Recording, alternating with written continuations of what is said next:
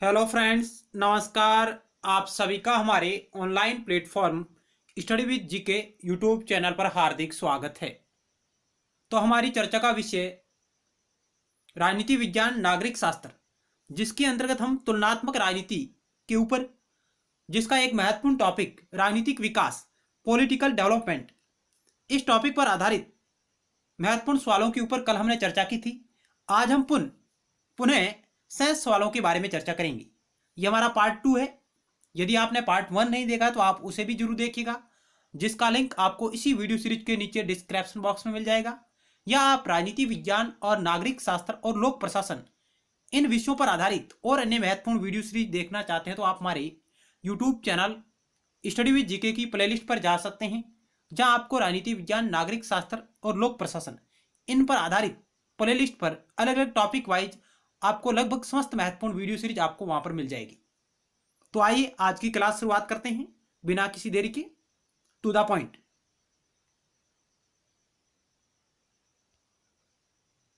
Next 16 number सवाल आपकी screen पर रहा, क्योंकि इससे पहले हम 1 से 15 तक पार्ट 1 में चर्चा कर चुके। Politics, culture and political development पुस्तक है Almond and Powell, Almond and Coleman, Lucian Pye and Verba, Ang and Zink. Politics, culture and political development किसकी पुस्तक है? तो इस सवाल का राइट उत्तर होगा option C, Lucian Pye and Verba की। लुसियन पाई और सिडनी वर्बा की यह पुस्तक है। लुसियन पाई मुख्य संपादक और वर्बा इनके सहयोगी रहे हैं, सिडनी वर्बा। ऑप्शन आपका सी राइट होगा। अगला सवाल 17 नंबर आपकी स्क्रीन पर रहा। कौन सा विद्वान राजनीतिक विकास के साथ साथ राजनीतिक पतन की चर्चा करता है?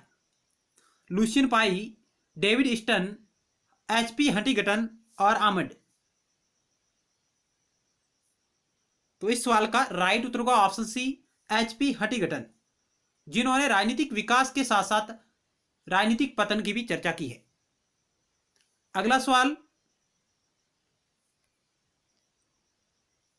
18 नंबर आपकी स्क्रीन पर रहा। यहां आपको कथन और कारण दिया गया है।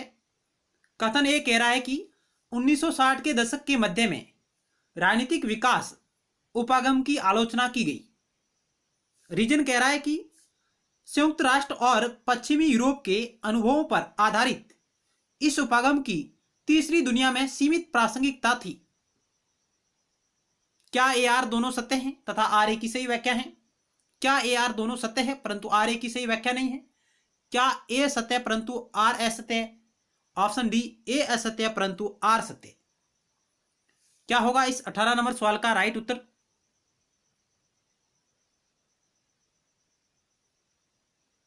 तो आइए राइट उत्तर को चेक करते हैं। ऑप्शन ए राइट होगा। ए आर दोनों सत्य हैं और आर ए की सही व्याख्या है, क्योंकि 1960 के दशक के मध्य में राजनीतिक विकास उपागम की आलोचना की गई। राजनीतिक विकास उपागम की आलोचना की गई क्योंकि संयुक्त राष्ट्र और पश्चिमी यूरोप के अनुभवों पर आधारित इस उपागम की तीसरी दुनिया में सीमित प्रासंगिकता थी। ऑप्शन ए आपका राइट होगा। अगला सवाल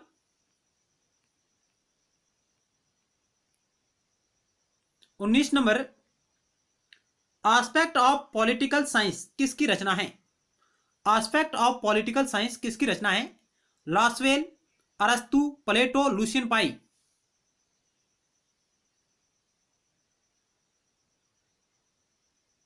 तो ऑप्शन डी राइट होगा। लुसियन पाई की रचना है aspect of political science.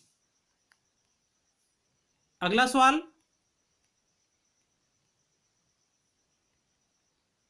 'Lucian Pye द्वारा वर्णित राजनीतिक विकास का लक्षण या तत्व नहीं है? समता, समता, विभेदीकरण और स्वतंत्रता।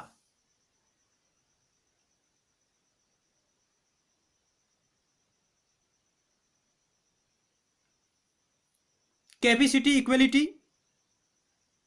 Freedom, deflation.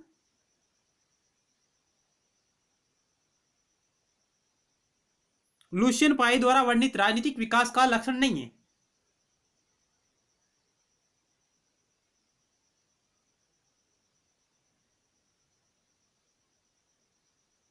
तो ऑप्शन डी राइट होगा, स्वतंत्रता इसमें शामिल नहीं है। अगला सवाल,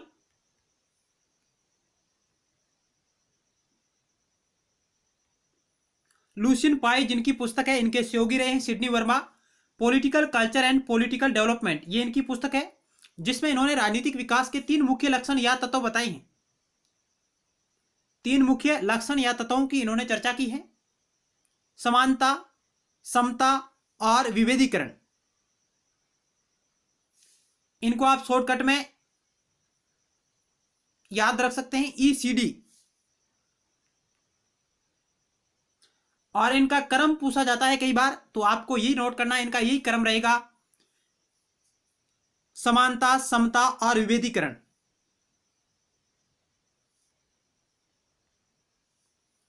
समानता वह प्रक्रिया जिसमें शासित लोग नागरिकों का दर्जा प्राप्त कर लेते हैं और समानता के स्तर पर शासन की गतिविधियों में भाग लेते हैं। जबकि कैपेसिटी वह प्रवृत्ति जिसमें शासन जनसाधारण की मांगों का सामना करने में अधिक कार्यकुशल सिद्ध होता है। और विभेदीकरण वह प्रक्रिया जिसमें राजनीतिक प्रणाली के विशिष्ट कर्तव्यों को संपन्न करने के लिए विशिष्ट संरचनाएं उभरकर हमारे सामने आती है। इन 3 मुख्य लक्षणों या तत्वों की पहचान की है लुसियन पाई ने राजनीतिक विकास के बारे में, political culture and political development, ये इनकी महत्वपूर्ण रचना है। और इस पुस्तक के सहयोगी थे सिडनी वर्मा, इनका नाम मुख्य रूप से आता है। चलते हैं अगले सवाल की ओर।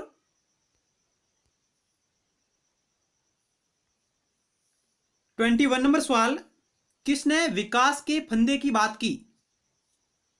फ्रेडरिक रिंग्स, आमंड, लुसियन पाई, डेविड हेल्ड।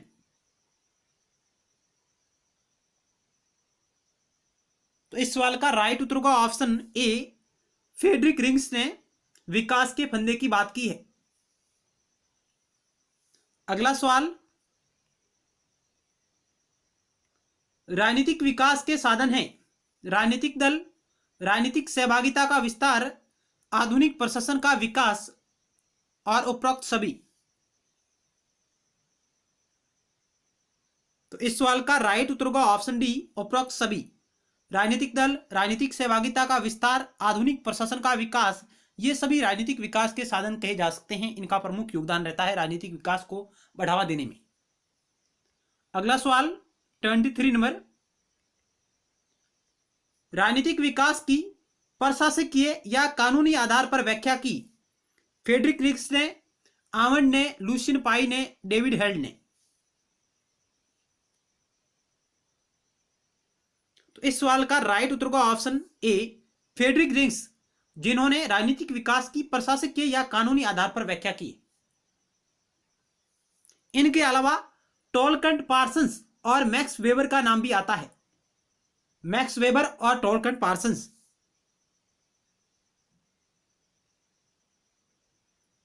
अगला सवाल 24 नंबर, राजनीतिक विकास को औद्योगिक समाजों की विशेष राजनीति किसने कहा? राजनीतिक विकास को औद्योगिक समाजों की विशेष राजनीति किसने कहा? Frederick Riggs, Almond, Rostow, David Miller.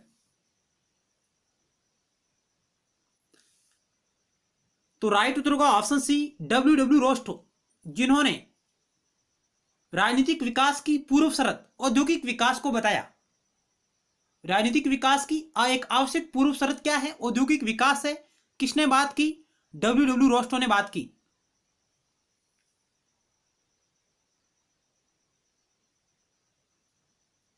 जबकि राजनीतिक विकास की पूर्व शर्त आर्थिक विकास, यह कहा था पॉल बेरन ने।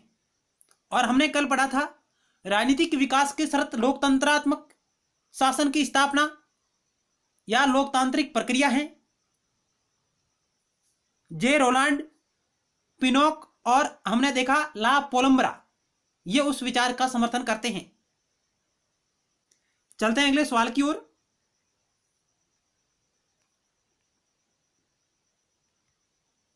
निम्नलिखित में से राजनीतिक विकास के अध्ययन करता है लुसियन पाई, माइरिन विनर, डेविड आफ्टर, उपयुक्त सभी। लुशियन पाई, माइनर विनर, डेविड आफ्टर, उपयुक्त सभी। राजनीतिक विकास का अध्ययन किन विद्वानों ने किया है? ऑप्शन आपका डी राइट होगा, इन सभी विद्वानों ने। इनके अलावा Almond and Powell, W Rostow, Edward Keith, Amartya Sen का नाम भी आता है भारतीय विचारकों में। अन्य और महत्वपूर्ण विचारक रहे हैं जिनका योगदान रहा है। लुशियन पाई है, कोलमैन है। अगला सवाल,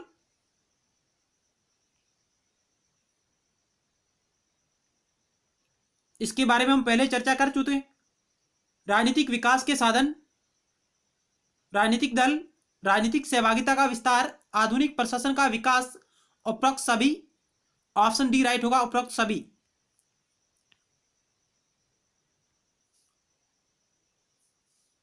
27 नंबर सवाल, टॉलकट पार्सन्स के अनुसार राजनीतिक विकास को इस संदर्भ में मापा जाना चाहिए, यानी पॉलिटिकल डेवलपमेंट को इस संदर्भ में मापा जाना चाहिए टॉलकट पार्सन्स के अनुसार।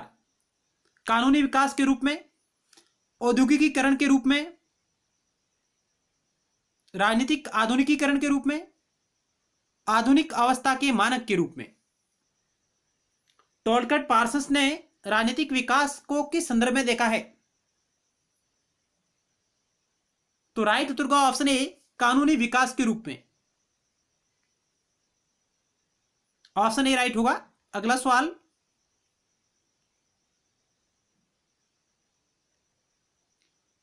मैक्स वेबर ने राजनीतिक विकास को किसके साथ जोड़ा? औद्योगिकीकरण के साथ, समाज की अर्थव्यवस्था के साथ, सामाजिक स्थिति के साथ, प्रशासनिक विकास के साथ।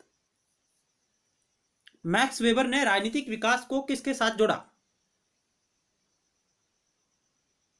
इस 28 नंबर सवाल का राइट उत्तर होगा ऑप्शन डी, प्रशासनिक विकास के साथ। ऑप्शन डी राइट होगा। अगला सवाल 29 नंबर, विकास के बारे में एडम स्मिथ के विचारों में से कौन सा सही नहीं है? यानी एडम स्मिथ के क्या विचार रहे हैं विकास के बारे में? उन्होंने श्रम विभाजन के विचार का समर्थन किया। ऑप्शन बी, उन्होंने उत्पादकता के स्तर पर जोर दिया। ऑप्शन सी, उन्होंने जोर देकर कहा कि श्रम का विभाजन बाजार के आकार पर निर्भर नहीं करता। और ऑप्शन डी, उसने पूंजी के संचय पर जोर दिया। विकास के बारे में एडम स्मिथ के विचारों में से कौन सा सही नहीं है वो आपको चयन करना है।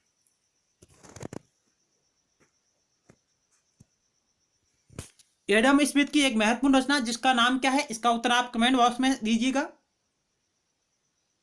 एडम स्मिथ की रचना, इनकी प्रसिद्ध बुक का नाम क्या है? तो आइए इस सवाल का राइट उत्तर चेक करते हैं। ऑप्शन सी राइट होगा, जो एडम स्मिथ के विकास के बारे में विचारों के बारे में सही नहीं है। उन्होंने जोर देकर कहा कि श्रम का विभाजन बाजार के आकार पर निर्भर नहीं करता। बिल्कुल नहीं, इन्होंने कहा कि श्रम का विभाजन बाजार के आकार पर निर्भर करता है, ये बात इन्होंने कही थी। जबकि इन्होंने पूंजी के संचय पर जोर दिया, श्रम विभाजन के विचार का इन्होंने समर्थन किया और उत्पादकता के स्तर पर इन्होंने बल दिया। अगला सवाल 30 नंबर, निम्नलिखित में से किसने राजनीतिक विकास को मापने में नौकरशाही की भूमिका पर बल दिया? किस विचारक ने राजनीतिक विकास को मापने में नौकरशाही, ब्यूरोक्रेसी की भूमिका पर बल दिया? एडवर्ड ए सिल्स, डेविड माल्पस, लुशियन पाई, मैक्स वेबर। तो इस सवाल का राइट उत्तर का ऑप्शन डी, मैक्स वेबर, जिन्होंने राजनीतिक विकास को मापने के लिए नौकरशाही, प्रशासनिक विकास के ऊपर इन्होंने बल दिया। ऑप्शन डी राइट होगा। अगला सवाल 31 नंबर,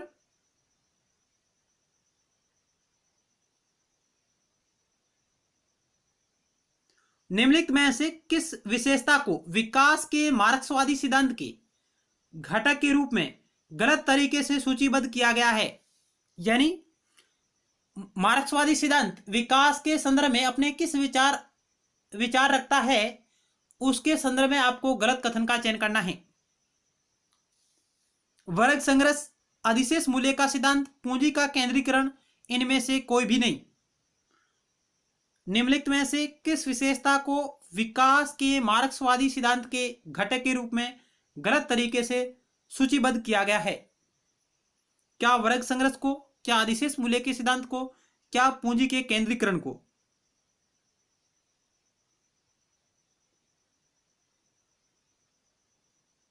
तो ऑप्शन डी राइट होगा, इनमें से कोई भी नहीं।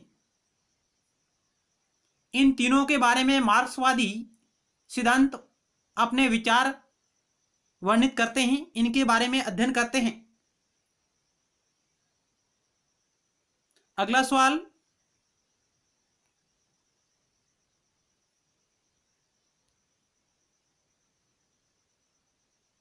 शास्त्रीय विचारकों ने विकास की परिकल्पना की सरकार की सहायता से, सरकार के हस्तक्षेप के बिना, सरकार के मार्गदर्शन में, यदि भी उपरोक्त सभी विधियों का संयोजन। शास्त्रीय विचारकों ने विकास की परिकल्पना की। तो ऑप्शन आपका बी राइट होगा, सरकार के हस्तक्षेप के बिना। एडम स्मिथ, डेविड रिकार्डो और माल्थस ये विद्वान है जो शास्त्रीय विचारक विकास की अवधारणा के मुख्य विचारक माने जाते हैं, जिन्होंने सरकार के हस्तक्षेप के बिना विकास को बढ़ावा देने में, इनके बारे में इन्होंने बात की थी कि विकास के संदर्भ में सरकार का न्यूनतम हस्तक्षेप होना चाहिए। अगला सवाल, निम्नलिखित में से कौन सा शास्त्रीय विचारक जनसंख्या के सिद्धांत पर विकास सिद्धांत आधारित करता है? यानी इनमें से कौन सा शास्त्रीय विचारक है जो जनसंख्या के सिद्धांत के आधार पर विकास का सिद्धांत आधारित करता है या स्थापित करता है? माल्थस, एडम स्मिथ, जेएस मिल, उपरोक्त सभी। तो इस सवाल का राइट उत्तर होगा ऑप्शन ए, माल्थस, जिन्होंने जनसंख्या के सिद्धांत पर आधारित विकास का सिद्धांत प्रतिपादित किया है। अगला सवाल 34 नंबर,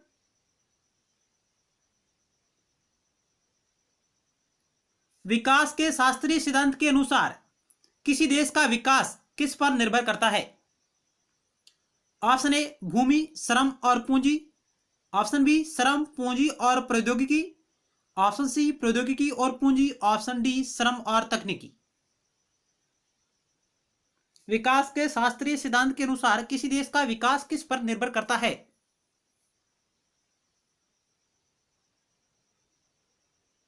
तो ऑप्शन आपका ए राइट होगा, भूमि, श्रम और पूंजी, इन तीनों पर। अगला सवाल, यूएनडीपी का अर्थ है?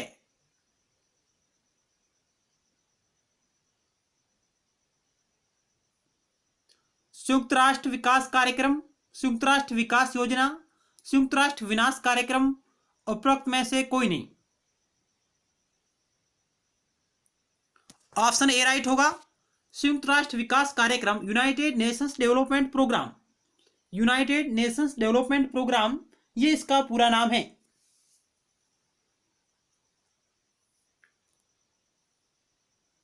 चलते हैं अगले सवाल की ओर। डब्ल्यू रोस्टा द्वारा विकास के स्तर कितने बताए गए? डब्ल्यू रोस्टा द्वारा विकास के स्तर कितने बताए गए? 3, 4, 5 और 6। ऑप्शन आपके समक्ष रही।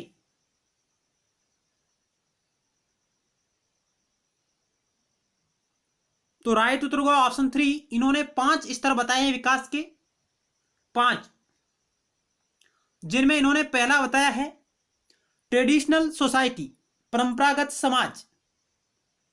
पहला इन्होंने स्तर बताया है ट्रेडिशनल सोसाइटी, परंपरागत समाज। दूसरा इन्होंने स्तर बताया है pre condition for take off, pre condition for take off. और तीसरा इन्होंने बताया है drive towards maturity, drive towards maturity, तीसरा इन्होंने स्तर बताया है। और चौथा इन्होंने स्तर बताया है age of high consumption, age of high consumption इन्होंने चौथा स्तर बताया। और पांचवा इन्होंने स्तर बताया सर्च फॉर क्वालिटी। तो आपको पहला और पांचवा याद होना चाहिए, बहुत ही जरूरी है। पहला इन्होंने स्तर बताया ट्रेडिशनल सोसाइटी, और अंतिम इन्होंने स्तर बताया पांचवें नंबर का, वो है सर्च फॉर क्वालिटी, गुणवत्ता की खोज।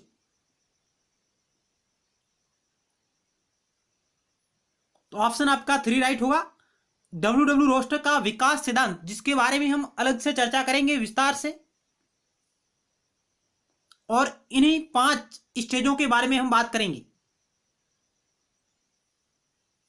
तो पहला स्तर था ट्रेडिशनल सोसाइटी, और पांचवा स्तर इन्होंने बताया सर्च फॉर क्वालिटी। अगला सवाल,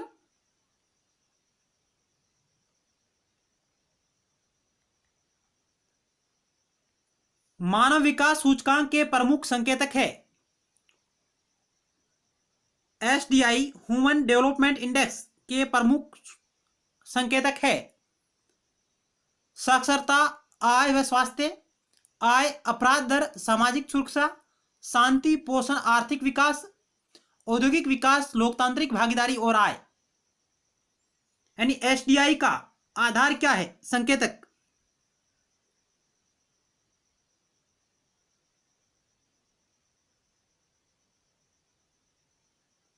ऑप्शन आपका ए राइट होगा। साक्षरता, आय और स्वास्थ्य, ये 3 इनके प्रमुख संकेतक माने गए हैं एसडीआई के। अगला सवाल, नर्मदा बचाओ आंदोलन से कौन संबंधित है? शशि थरूर, कैलाश सत्यार्थी, मेधा पाटेकर, उपरोक्त में से कोई नहीं।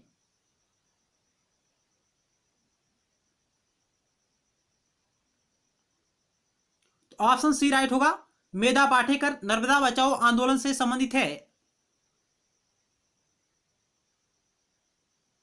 कैलाश सत्यार्थी बचपन बचाओ आंदोलन, इससे जुड़े हुए हैं। ऑप्शन सी इस सवाल का राइट उत्तर होगा। तो आज की हमारी वीडियो सीरीज यहीं समाप्त होती है। मिलते हैं नेक्स्ट टाइम एक नए टॉपिक के साथ और महत्वपूर्ण सवालों के साथ। तब तक के लिए धन्यवाद।